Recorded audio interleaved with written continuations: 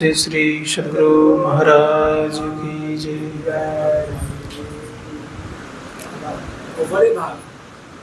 मंगल मूर्ति सत गुरु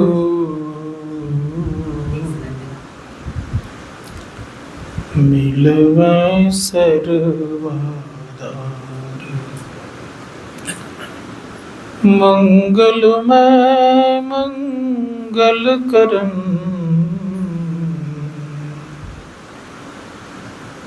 बिनवा बार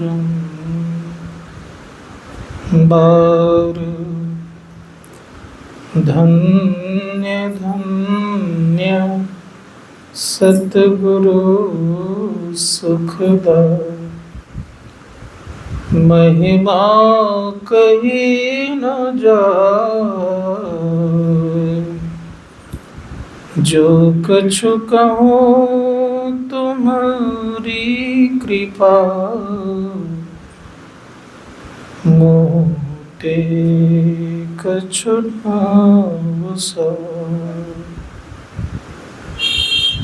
उपस्थित अव्यक्त रूप में सद्गुरुदेव के पावन श्री चरणों में कोटि सा नमन।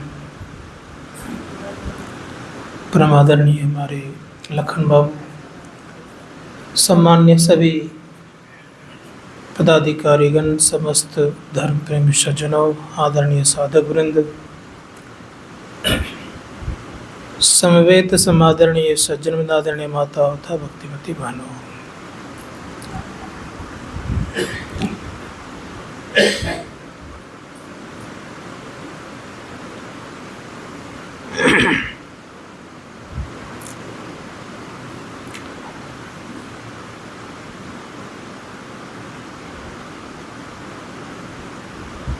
इस संसार में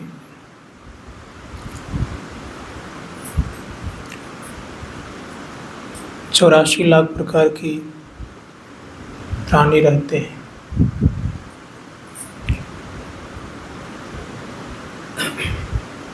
उन प्राणियों में से मानव सर्वश्रेष्ठ है।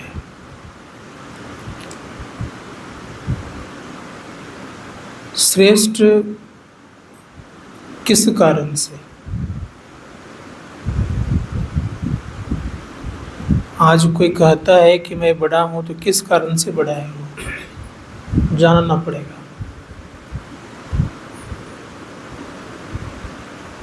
तो उपनिषद कार प्रमाण देते हैं कि बड़ा किस कारण से है लोग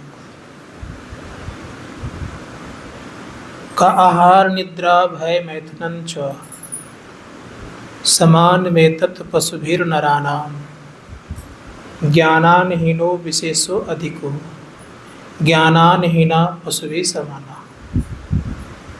का आहार निद्रा भय मैथुन ये सभी जीव करते हैं, तो बड़ा कैसे हो गए? लेकिन एक बात लगाया कि जो ज्ञान में श्रेष्ठ है, ज्ञानान हीना पशुभि समाना। जो ज्ञान से हीन है वो पशु के समान है। जो ज्ञान में अव्वल है अर्थात ऊंचे हैं, वे पशु के समान नहीं है। तो बड़ा कैसे हो गए? ज्ञान के आधार पर आप बड़े हुए। धर्मशास्त्रकार कहते हैं कि जिनके पास जितना अधिक ज्ञान है वो उतना ही अधिक बड़ा है। ज्ञान की कमी है तो हमारी स्थिति वैसे की वैसे ही है। जैसे उदाहरण देखिए, पशु को हमसे कम ज्ञान है,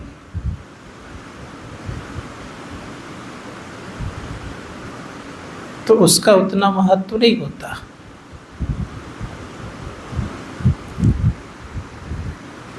लेकिन उसी पशु में से अगर किसी पशु को सिखाया गया है, ध्यान देंगे, जैसे कुत्ता, ऐसे लावारिस कुत्ता इधर उधर घूमता है तो सरकार कुछ नहीं बोलती है।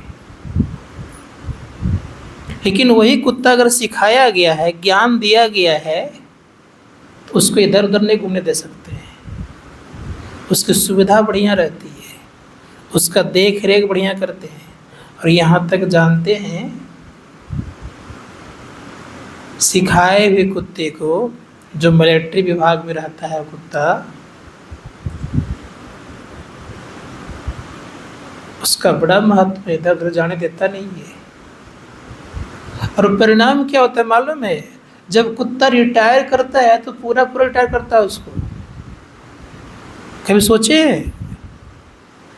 उसको गोली मार कर खत्म कर देता है। क्यों? उसके पास सारा सीक्रेट चीज मालूम है, खुफिया विभाग के सारे चीज उनको मालूम है। अगर मान लिया जो दूसरे देश वाले को कुत्ता हाथ लग जाए तो सारा चीज बता देगा, इसी कारण उसको मार देता है। परिणाम देखिए कितना अच्छा, उसको सारी सुविधाएं सरकार सारी सुविधाएं देती है। लेकिन इन सब कुत्ता को सारी सुविधाएं देगी सरकार? क्यों नहीं देगी सरकार? कि इसको ज्ञान नहीं है, उसको ज्ञान है। उसी प्रकार से मानव में जिनको अधिक ज्ञान होता है वो श्रेष्ठ होता है। अब कौन सा ज्ञान?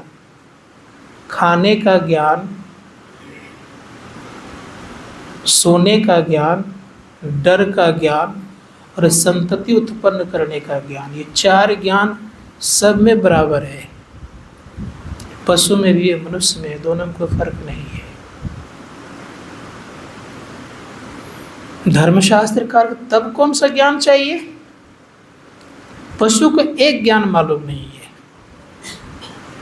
वह ज्ञान ये है कि अपना घर जाने का रास्ता उसे मालूम नहीं। किसको? पशु। इसी कारण से वो हम लोगों से कम हैं। अगर ये ज्ञान मालूम हो जाए तो दोनों बराबर हो जाएंगे। बात रह गई है कि यह ज्ञान उन्हें मालूम हो भी नहीं सकता।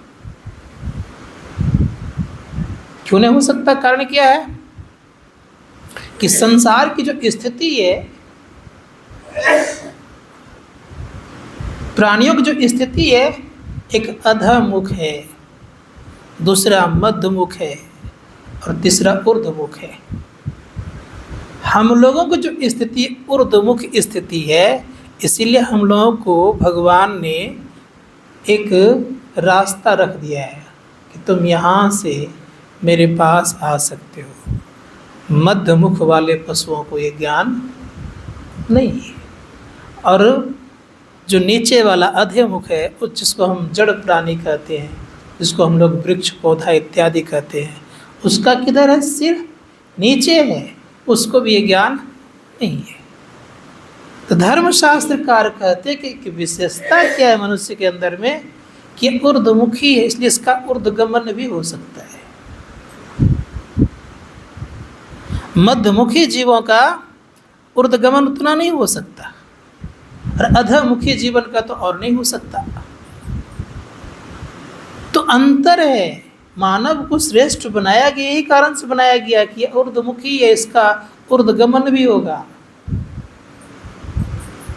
इनका उत्थान होगा मानव का। इसीलिए मानव को भगवान ने अपने जैसा बनाया है। जितनी शक्ति भगवान में उतनी शक्ति मानवों में, जितनी शक्ति उस परम पिता परमात्मा उतनी शक्ति मानव के भीतर में है। लेकिन अंतर यही है कि इनकी शक्ति सोई हुई है। इसीलिए संत लोग कहते उठो, जागो। कहाँ जाओ? श्रेष्ठ पुरुषों के समीप में जाओ। भगवान राम चेता रहे हैं का, देखो तुम देवताओं से श्रेष्ठ हो। इस शरीर को पाने के देवतागण ललाई थे और तुम्हें मिला हुआ है। भगवान राम बिठाते हैं और बड़े प्रेम से कहते हैं, सुनहु सकल पुरजन मम वाणी, नहीं ममता कछु उर आनी।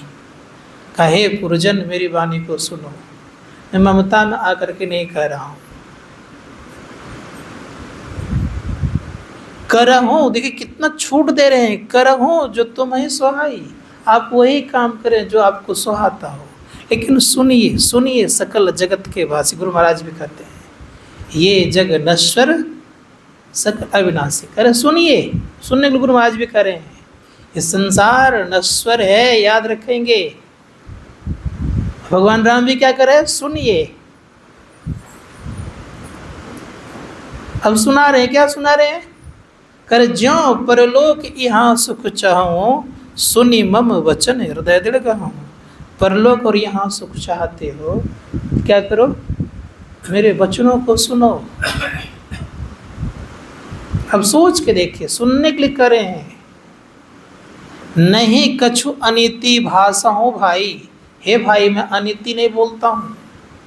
नहीं प्रभुताई, मैं प्रभुता में आकर के भी नहीं बोलता हूँ कि मेरे पास राज मद है, राजा की हैसियत से बोल रहा हूँ, सो बात भी नहीं है।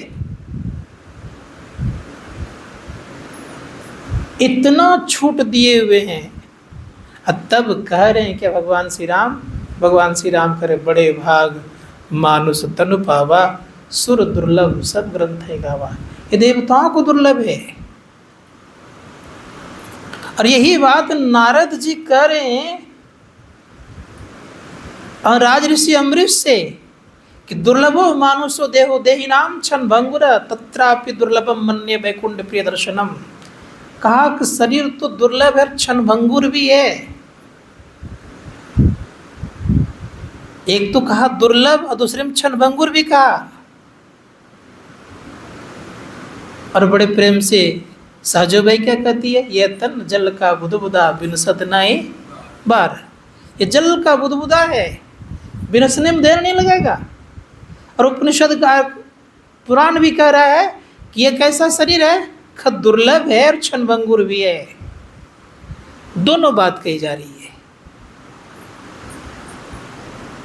संत कबीर साहब कहते हैं ये शरीर की हालत बड़ी स्थिति अच्छी नहीं है, यह तन विष की बेलरी, विष की बेलरी है। और विष की बेलरी से कोई अमृत नहीं निकाल सकता, कि निकाल सकता है? विष की बेलरी है ये, विषय बार बार खींचते रहता है।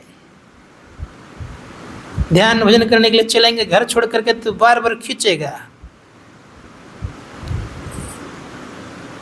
कई प्रकार के आपको जाल बिछाएंगे आपके लिए, ममता का जाल, मोह का जाल, ये सब जाल बिछाएंगे कि कम घूम के आप आ जाएं। ये ममत्व है। तो संत कबीर साहब ये तन विष की बेलरी।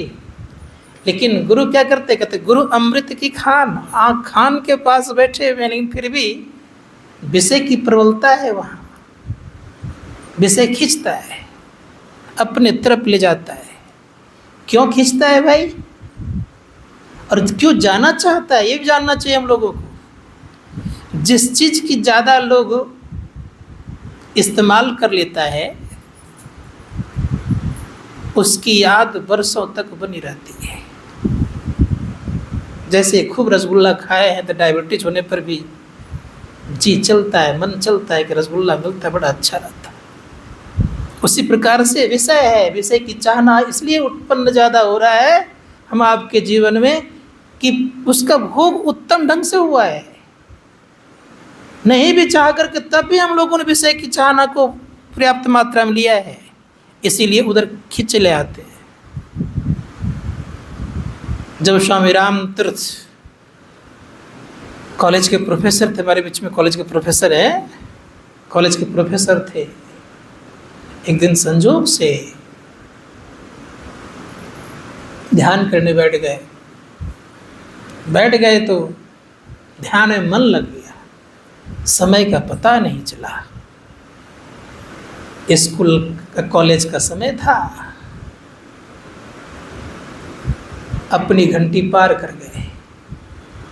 अब पार कर गए तो जैसे ध्यान से उठे तो झटपट करके कॉलेज गए, और कॉलेज जब गए तो उधर से प्यून अर्थात चपरासी रूम से रजिस्टर लेकर के जा रहे हैं ऑफिस, उससे रजिस्टर छीनते हैं। कदों मैं सिग्नेचर करूंगा, बच्चों के साथ पढ़ाने जाऊंगा।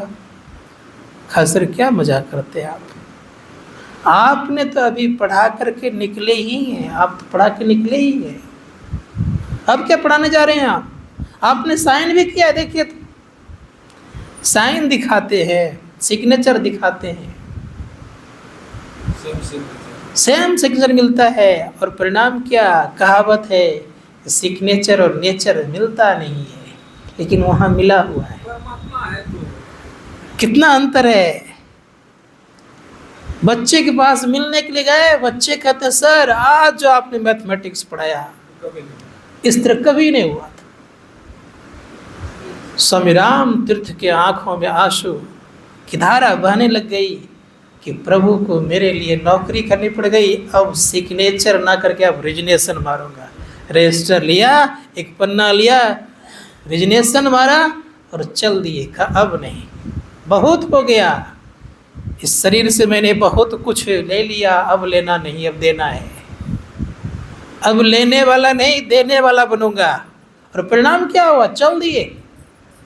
अपनी पत्नी से कहते हैं कि आज से तुम मेरे नाम का सिंदूर मिटा। ये क्या कर रहे हैं आप, ऐसा नहीं होगा। अगर तुम मुझे मानती हो तो मेरा कहना मान। सिंदूर का परित्याग करती है, कहा ये सफ़ेद साड़ी को पहनना शुरू कर। कहा ये नहीं होगा, अगर तुम ऐसा नहीं करोगे तो इसका मतलब तुम मानती मुझे नहीं। वो भी स्वीकार कर ली। कहा मैं अब जा रहा हूँ, कहा मैं भी चलूँगी। कहा कुछ भी लेकर के नहीं जाना है। कहा कुछ भी लेकर के नहीं जाऊँगी। लेकिन माताओं की स्थिति रहती है, डोलती रहती है, एक जैसे रहती नहीं है। परिणाम ये हुआ कि सोने के कुछ गहने ले लिए। बच्चे भी साथ में हैं, कई दिन हो गए कुछ खाने पीने नहीं मिल रहा है। कहते बच्चे को छोड़ दो, 2 लड़का था, दोनों को कहा छोड़ दो, ट्रेन बैठा दो।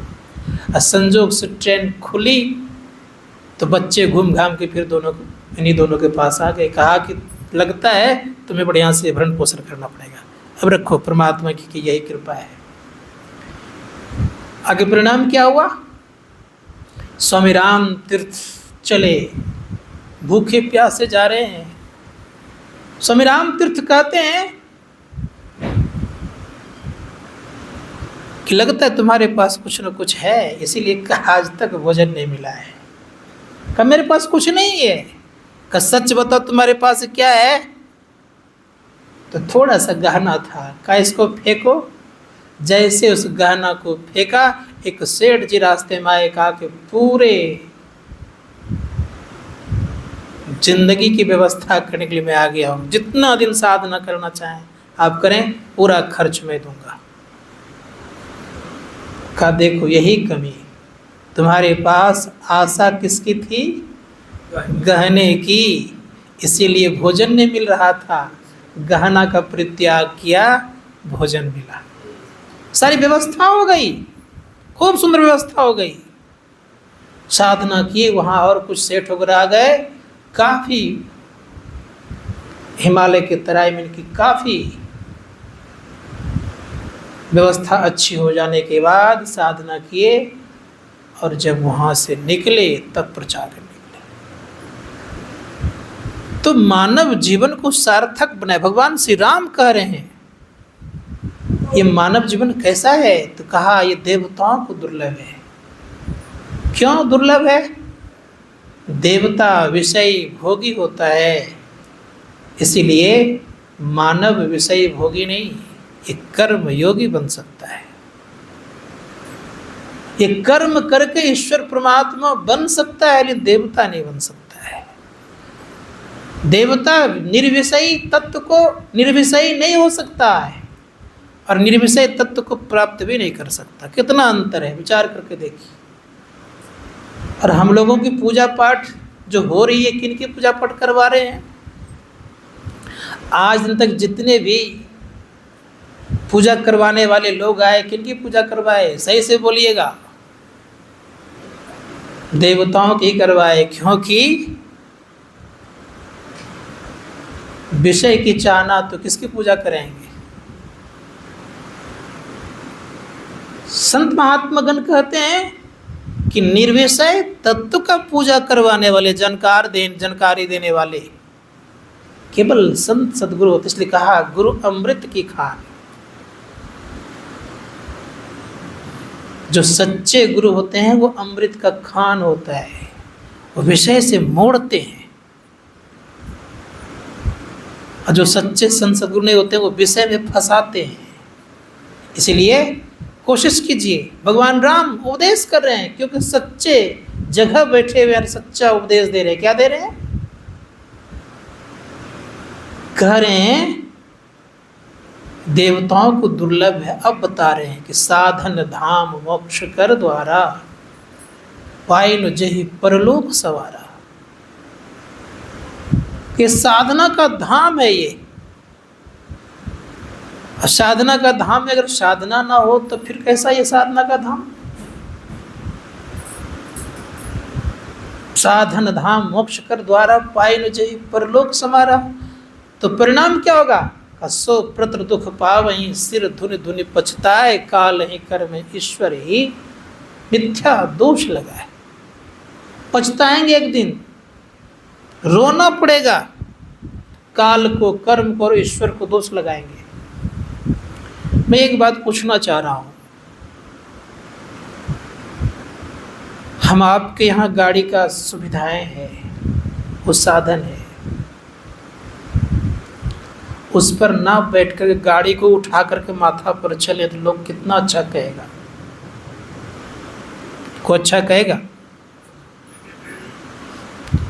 शरीर साधनों का घर है,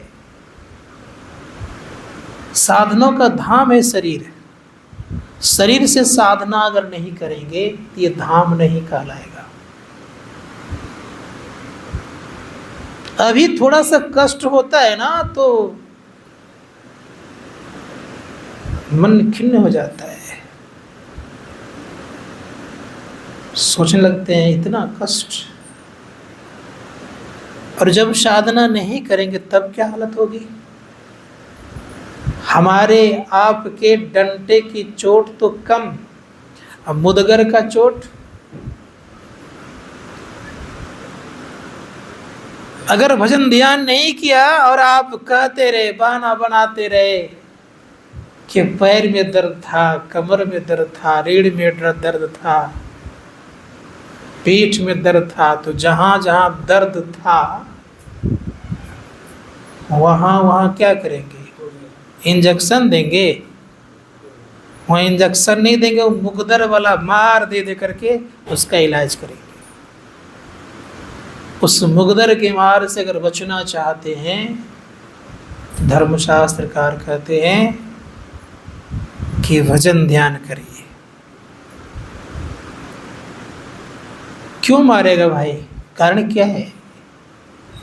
मारता क्यों है? कारण ये है कि हम अंधकार में हैं, और अंधकार में रहेंगे तो डंडा खाएंगे, इसमें कोई संदेह नहीं है, मुकदर खाएंगे। इसीलिए संत कहते हैं कि देखो, काल को, कर्म को, ईश्वर को, भगवान राम भी कह रहे हैं कि मत दोष लगाओ, तुम्हें हानि होगी। क्यों हानि होगी? कि तुम जो काल को, कर्म को, ईश्वर को, समय को दोष दे रहे हो, ये गलत है। तुम्हें मौका मिला है और मौका का परित्याग मत करो। और हम लोग क्या करते हैं? मौका का परित्याग करते हैं। अरे आजकल हर जगह ध्यानाभ्यास होता है, चल देंगे, क्या लगा है। संत कहते हैं कि ये मौका अगर चुक गए तो चुक गए। संत शिवनारायण स्वामी जी महाराज कहते हैं कि देखो, तुम्हारा ये मानव जीवन सार्थक है किस कारण से जानते हो? तुम जो मानव मानव कहला रहे हो, किस कारण से? तुम्हें इसलिए मानव जीवन मिला है कि सारे कर्म बंधनों को मैं काट करके हटा दूंगा। छूटत कर्म तार सब टूटत फूटत कठिन कठोर। ये सारे कर्म बंधन को हटा देंगे, तब स्थिति क्या होगी? तब आपको लगेगा कि मैंने कुछ जीवन में किया है। इसीलिए बड़े सुंदर शब्दों का प्रयोग किया है।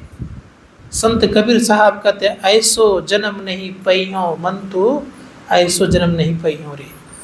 सूकर स्वान चराचर पशुआ, जन्म जन्म दुख पहियों रे। सूखी तृण आगे धर दिन्ना, घास भूसा नहीं पहियों रे। खैची की रासा खुटा में बांधत, पर मुख देख सिरैयों रे। भारी बोझ पीठी पे लाधत, पंथ चलत दुख पहियों रे। हानि को हुरा कहाँ मारता है? गड़ी मान लो कोखा में ना, इसको कोखा बोलते हैं। हानि को हुरा कोखा में मारत, हुकरी हुकरी पछतइयों रे। कहे कबीर सुनो भाई साधु, चल ही के बेरी पछतइयों रे। चलने के समय पछताना पड़ेगा। हाय दुख, मैंने जीवन में कुछ नहीं किया। इसलिए गुरु महाराज चेता रहे हैं। गुरु महाराज क्या कर रहे हैं? छन छन पल पल समय सिरावे, नरतन दुर्लभ फिर नहीं पावे। इतना कह करके नहीं छोड़ दिए, लेकिन दूसरे कहते कि दिन बीतत जावे, आयु खुटावे, भजो भजो प्रभु नाम। दिन बीत रहा है, आयु घट रही है। दिन बीतत जावे, आयु खुटावे, भजो भजो प्रभु नाम। इतना से भी नहीं माना तो कहा, परिजन धन सारा, सुत वित्त दारा, नहीं आवे कोई काम। आगे कोई काम किया कि कोई काम आएगा किसी का? आप लोगों को 4-5 कोई बेटा उठा है, काम आएगा कि नहीं आएगा पता नहीं, लेकिन मुझे तो लगता है काम आने वाला नहीं। परिजन धन सारा, एक नहीं सारे, धन भी काम आने वाला नहीं है। परिजन धन सारा, सुत वित्त दारा, नहीं आवे कोई काम। इस शरीर भी नहीं आएगा काम। निज तन छुटी जावे, काम न आवे, यह जग दुख का धाम। इस शरीर भी छूटेगा, धन भी छूटेगा, और यह जग क्या है? दुख का धाम है। शरीर साधनों का धाम। अगर साधना नहीं किया तो दुख के धाम कहलाएगा। अगर साधना कर लिया दुख के धाम से मुक्त हो जाएंगे। अब कह रहे हैं, सब विषय पसारा, भविक जा रहा, यह में ना ही आराम। यहाँ कहाँ आराम है? हम लोग रोज आराम खोजते हैं कि आराम मिल जाए, आराम मिलेगा। किसी को आराम नहीं मिला। 16 योजन के मध्य में चले छत्र की छाई हो, और सोई दुर्योधन मिले गयो माटी की माई हो। उनको जब आराम नहीं मिला, आपको कहाँ से आराम मिलेगा?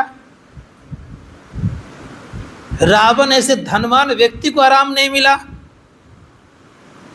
सोने का महल, रुपए का छाजा, छोड़ चले नगरी का नर राजा।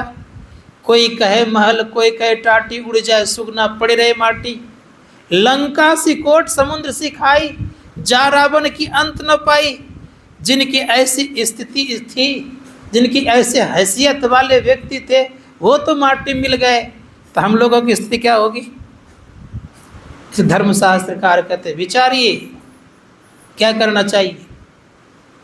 तो परम पूज्य गुरुदेव कहते हैं कि सुनो, प्रभु केवल साचा, और सब काचा।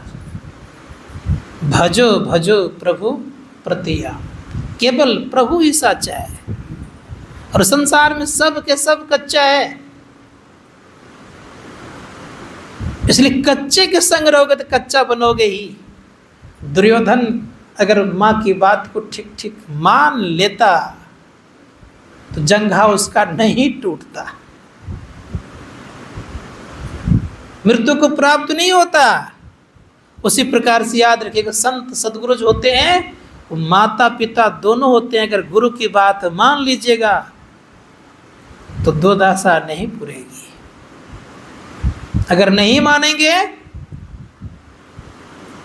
तो दुर्दशा पूर्णे से कोई रोक भी नहीं सकेगा। इसलिए धर्मशास्त्रकार कहते हैं, गंधारी की बात दुर्योधन मान लेता तो जंघा नहीं टूटता, और युद्ध में यूं ही ऐसे पड़े नहीं रहता।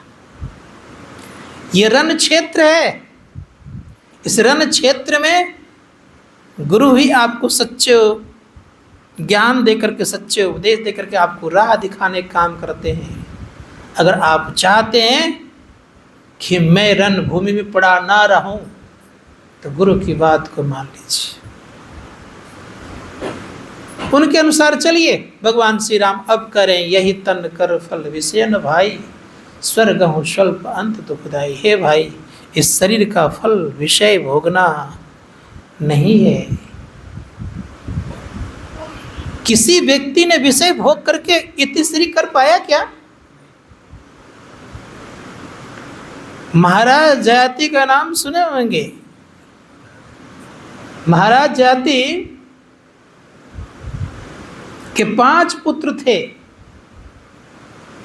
एक शुक्राचार्य की पुत्री के साथ उनका विवाह हुआ और उनके साथ एक दासी रूप में शर्मिष्ठा आ गई। वो भी दानव राज की पुत्री थी, लेकिन वृषवर्मा की पुत्री होने के कारण थोड़ी सी चूक अर्थात गलती की थी, जिसके कारण उसने कहा कि मेरे साथ ही दासी बन करके जाएगी। शुक्राचार्य चेताते हुए कहते हैं कि राजन दासी बन करके जा रही है, लेकिन इसे रति सुख आप नहीं देंगे। राजा जाति स्वीकार करते हैं और कहते हैं कि ठीक है, इसको रति सुख नहीं दिया जाएगा। लेकिन देखने में इतना सुंदर होने के कारण रास्ते पर जगह दिया गया था, प्रेम उमड़ा और उनके साथ भी संतान हो गए। एक दिन संजोग से शर्मिष्ठा बाहर निकली, देखते हैं कि राजा की तरह चेहरा मोहरा मिलता है। पूछ बड़े तुम्हारे पिता कौन है? जैसे पूछ तुम्हारे पिता कौन है, तो लड़का तो बोल दिए। राजमहल नहीं गई, बाल बिखेर ली, कपड़े फाड़ ली, रोती धोती पिताजी के पास चली गई और पिताजी सारी बात जैसे सुनाई। पिताजी को क्रोध आया और क्रोध जब आया तो क्रोध में अबोध खो गया और कहा कि तुमने मेरे साथ छल किया है, मेरे बातों को नहीं माना, इसलिए हे राजा मैं तुझे श्राप देता हूं, तुम बूढ़ा हो जा। बूढ़ा हो गया, लाठी ठेक ठेक करके शुक्राचार्य के पास पहुंचा और पहुंचने के बाद गिड़गिड़ाया और गिड़गिड़ाते हुए कहा कि मैंने आपकी पुत्री के साथ रति सुख भोगने की इच्छा बाकी ही है।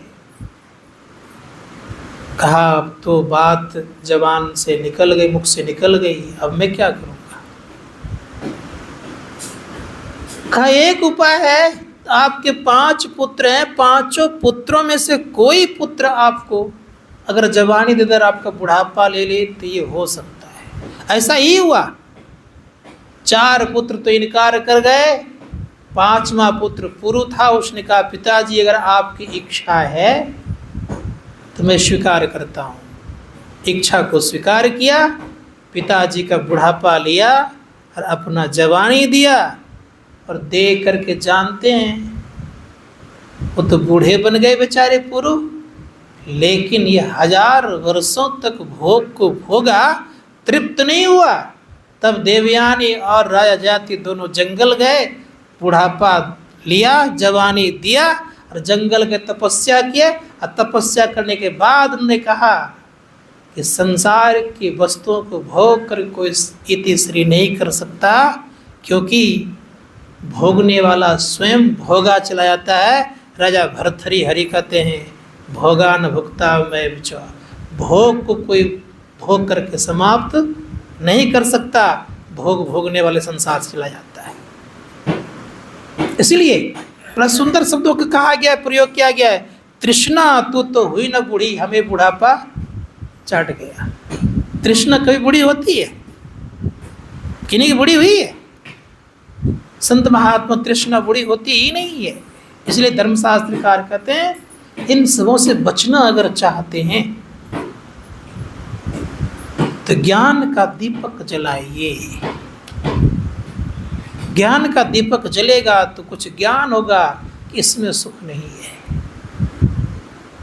धर्मशास्त्रकार कहते हैं अपने को जगाइए। अगर सच में कॉलेज के प्रोफेसर बन करके ही स्वामी राम तीर्थ रह जाते तो आज राम तीर्थ को कोई जानते नहीं। हाँ, कोई नहीं जानते। लेकिन जब त्याग किया, उस तत्व को जाना गया कहाँ? अमेरिका, पहले जापान गया। जापान में जब प्रवचन किया तो वहाँ के लोग पूछा कि यहाँ से आप कहाँ जाएंगे? कहा मेरी इच्छा अमेरिका जाने की। टिकट कटा दिए, जहाज पर बिठा दिए, कहा ठीक है जाइए। उसमें से एक व्यक्ति था, उसने पूछा कि अमेरिका जा रहे हैं, कितना डॉलर आपके पास है? कुछ बोले उस समय नहीं। उसमें से एक यात्री तो उसने कहा कि आपका क्या नाम है? कहा मेरा राम बादशाह नाम है। अपने को राम बादशाह कहते थे। कहा वही राम बादशाह जिनका भाषण जापान में हुआ था? कहा हाँ। वो यात्री अमेरिका के रहने वाले, तो उसने कहा कि जितना दिन आपको अमेरिका में रहना चाहते हैं आप रहें, सारा खर्च मैं दूंगा। तो ये कहते हैं कि बादशाह के पास खजाना नहीं होता है, खजांचियों के पास खजाना। देखिए ये खजांची मेरे। अब वहाँ गए, वहाँ जब गए तो पत्रकारों ने पूछा कि स्वामी जी आपका प्रचार प्रसार कौन करेगा? कहा आप करेंगे। कहा कैसे करूँगा? कहा आपके यहाँ जो बड़े बड़े डॉक्टर हैं उन डॉक्टरों को बुला लीजिए और मेरे शरीर का जांच करें, मैं जिंदा हूँ कि मुर्दा हूँ।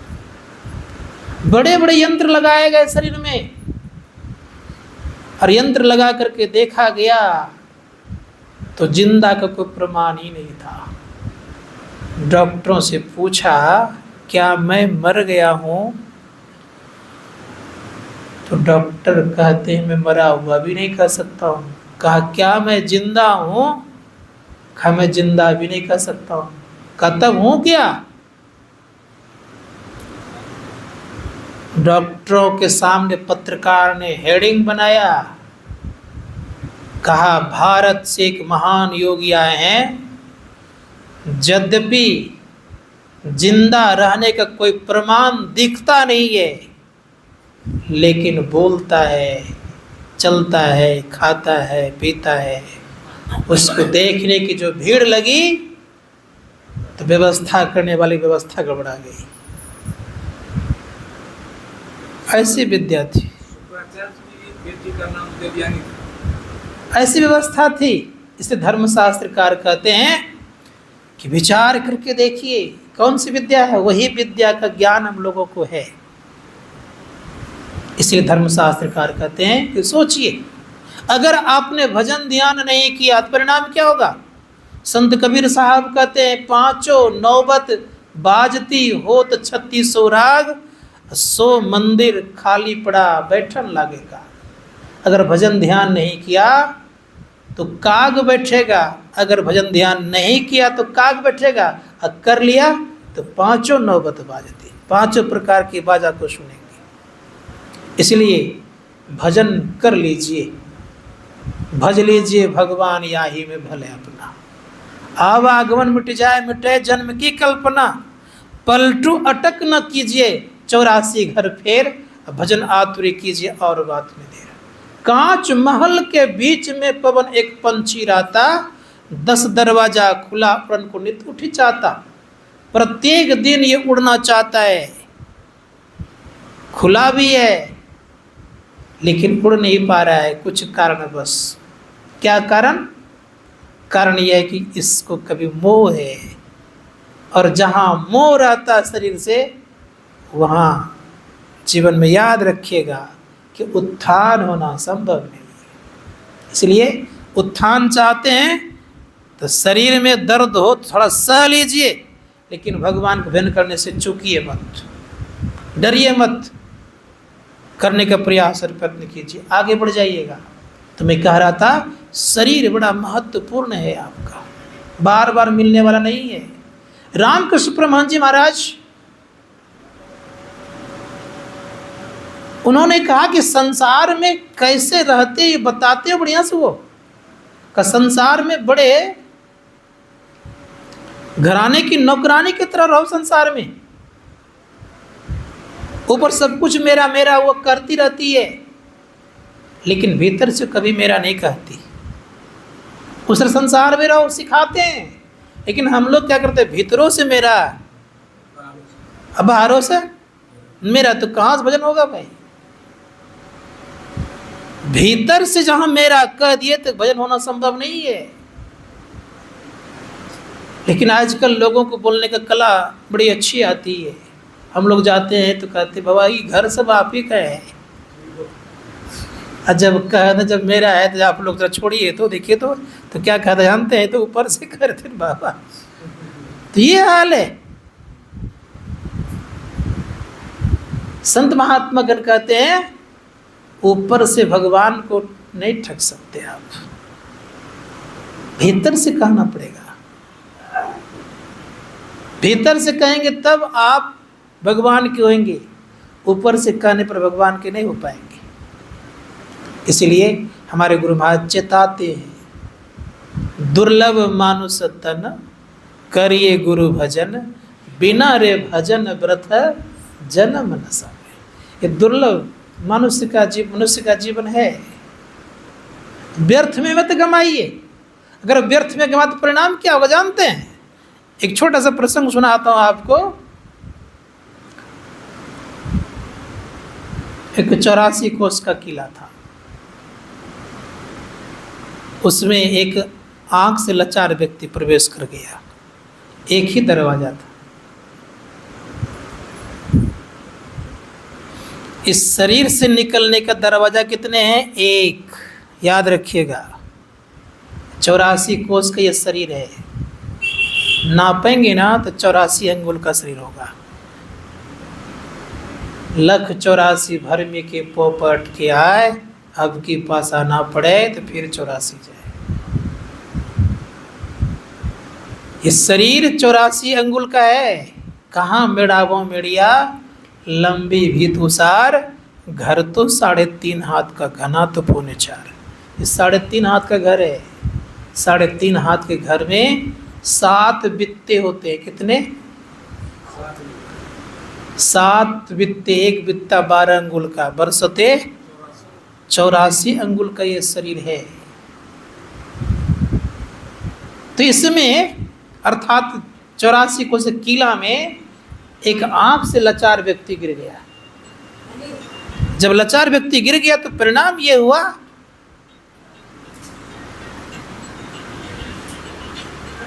आग लगी हुई थी उस किले के भीतर में। आग धधक रही थी और परिणाम ये हुआ, अब चिल्लाने लगे। वो चिल्ला रहे कि मुझे बचाओ बचाओ बचाओ। कौन बचाएगा? महात्मा जी किला के बाहर से जा रहे थे।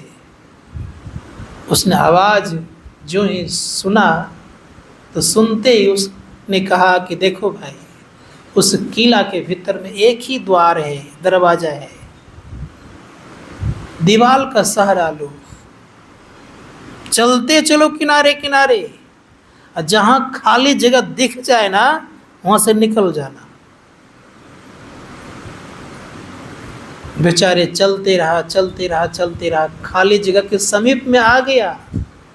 वर्षों से जो चल रहा था, बहुत दिनों से कहिए, तो आग की गर्मी के कारण जो पसीना आया उसमें जो गंदगी बैठी तो शरीर खुजलाने लग गया। बेचारे खुजलाने भी लगे और चलते भी रहे। वो द्वार को पार कर गया। जैसे पार किया फिर दीवार को पकड़ा, फिर वो चलने लग गया। याद रखिएगा, ये शरीर 84 अंगुल का है, लेकिन एक द्वार है। बैठते हैं ध्यान करने के लिए, इस संकल्प विकल्प की जो खुजली आती है तो उस द्वार से दूर हो जाते हैं। पहुंचने की चेष्टा तो होती है, प्रयास भी करते हैं, प्रयास तो वर्षों से करते आ रहे हैं, लेकिन जैसे प्रयास थोड़ा सा सफल होने की संभावना आती है, फट से कोई न कोई मन को खुजली लग जाती है, वो मन वहाँ से हटता है, फिर आप घूमते रहते हैं। संत महात्मागण कहते हैं कि 84 से निकलना मुश्किल हो जाता है। धर्मशास्त्रकार कहते हैं ये खुजलाना बंद करिए। किसकी खुजली? ये मन का खुजलाना बंद हो जाए, विषय की चाहना बंद हो जाए। संत महात्मागण कहते हुए व्यक्ति दृष्टि उनकी टिकेगी और अंतःकरण प्रकाश होगा। इसीलिए संत कबीर साहब अब चेताते वे कहते कि सुनो, तुम्हारे भीतर में प्रकाश है। इसलिए उन्होंने कहा अपने घट दिया ना बारू रे, नाम का तेल सुरत का बाती, ब्रह्म अग्नि उद्गारू रे, जगमग जगमग ज्योत निहारू, तन मन धन सब बारू रे, झूठी जान जगत की आशा, बारंबार विचारू रे। कहे कबीर सुनो भाई साधु, आपन का स्मरू रे। लोग धमकी देते हैं कभी कभी, जानते हैं क्या धमकी देते हैं मालूम है आप लोगों को? धमकी ये देते हैं कि बुढ़ापे में आपकी सेवा कौन करेंगे? अगर अभी बच्चे की बात नहीं मानेंगे तो बुढ़ापे में सेवा कौन करेंगे? ये धमकी देने का काम करते हैं। लेकिन याद रख लीजिएगा, जिन परमात्मा ने आपको जन्म दिया उस समय किनका सहारा था? माँ के गर्भ में नाना प्रकार के जो कीड़े मकोड़े पड़े हुए थे, मल के कीड़े, पेशाब के कीड़े, खून के कीड़े, उससे किसने रक्षा की आपकी? हजारों मन अन्न खा करके माँ पचा दी होगी, वहां क्यों न पचा पाई? क्या कारण हुआ? कौन रक्षा करने वाले वो थे? इसलिए वो परमात्मा सब दिन रक्षा करते हैं। यही चिंता हो गई थी मीराबाई को। मीराबाई ने कहा कि मैंने कोई शिष्य नहीं बनाया, मैंने को अपना भक्त नहीं बनाया, कोई शिष्या नहीं तैयार की मैंने। हे गिरधर, मेरी क्या दशा होगी? चिंता तो हुई थी। और ये भी कहती है कि मैंने 5 शरीरों को पार कर गया है, भव सागर सब सुख गयो है, फिकर नहीं मोय तरनन की, मैं लागी लगन गुरु चरणन की। फिकर नहीं है मुझे। लेकिन लोग ये नहीं कहे कि ये मरा हुआ शरीर मीरा का पड़ा हुआ है, बेजान समझ कर उसको लातों पैरों की ठोकरें ना दे दे। इसलिए प्रभु करना क्या है विचार कीजिए। तो सुना मीरा की, सुन लिए भगवान ने, और परिणाम क्या हुआ? जीते जी भगवान के शरीर में समा गए।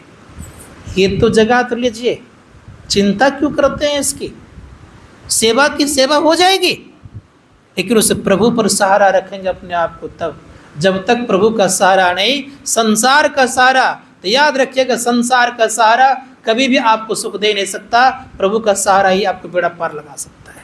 इसे धर्मशास्त्रकार कहते हैं प्रभु के सहारा से आपका जीवन चलेगा, नहीं चलेगा सो बात नहीं है। सेवा होगी। अरे मुर्दों को भी मिल जाती है, क्या क्या? लकड़ी, कफन और 4 व्यक्ति। क्या जिंदा को नहीं मिलेगा? मिलती है कि नहीं? मुर्दों को लकड़ी कफन मिलती है कि नहीं मिलती है? नहीं मिलती है, जिंदा को नहीं मिलेगा।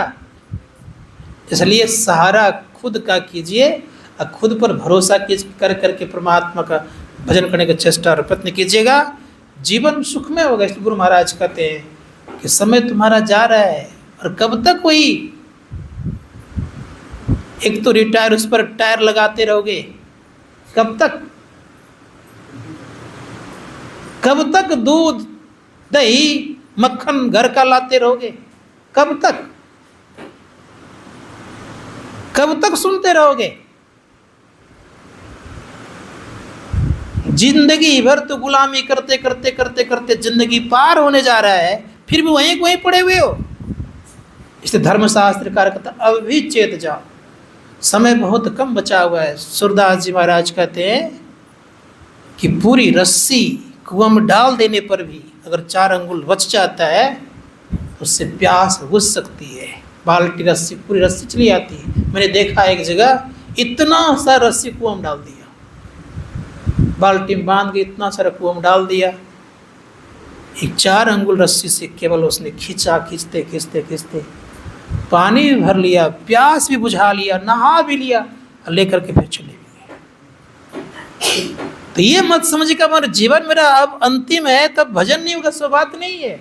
अगर कहीं भगवान की कृपा हो गई, अगर लव लग गया उस परमपिता परमात्मा से तो क्षण में भी कुछ हो सकता है। इसीलिए अब उधर ध्यान ना दे करके इधर ध्यान दें, जिससे कि आपका बेड़ा पार हो सकता है। अन्यथा गुलामों के जंजीरों में तो पढ़ते पढ़ते पढ़ते पढ़ते अब तक गुलामी करते आ रहे हैं। कब तक गुलामी करते रहेंगे? थोड़े सुख के लिए सारी गुलामी करने की जिंदगी रह गई। धर्मशास्त्रकार कहते क्षण भर के सुख के लिए इतनी बड़ी गुलामी, इतना बड़ा समय बर्बाद करना, ये मानवता का कर्तव्य नहीं है। इसलिए श्री राम शर्मा आचार्य कहते हैं कि मनुष्य बनना आसान है, लेकिन मनुष्यत्व गुण निखारना बहुत कठिन काम है। मनुष्यत्व गुण निखारिए। किसे मनुष्य कहते हैं? धर्मशास्त्रकार कहते हैं मनुष्य उसे कहते हैं जिसके भीतर में उस परमपिता परमात्मा का द्वार का नजारा ले लिया है। वो जागता जिंदा देवता भी है और मनुष्यत्व को निखार करके दिखा भी दिया है। ये स्थिति होती है। इसलिए कोशिश कीजिए कि हम आप उसको निखारने के लिए तत्पर रहिए, तो मानव जीवन और इतना अगर निखर गया तो बार बार मानव जीवन मिलते मिलते एक न एक दिन उस परमपिता परमात्मा को प्राप्त कर सारे दुखों का अंत करेंगे। मानव जीवन की विशेषता है। बोलिए प्रेम से श्री सद्गुरु।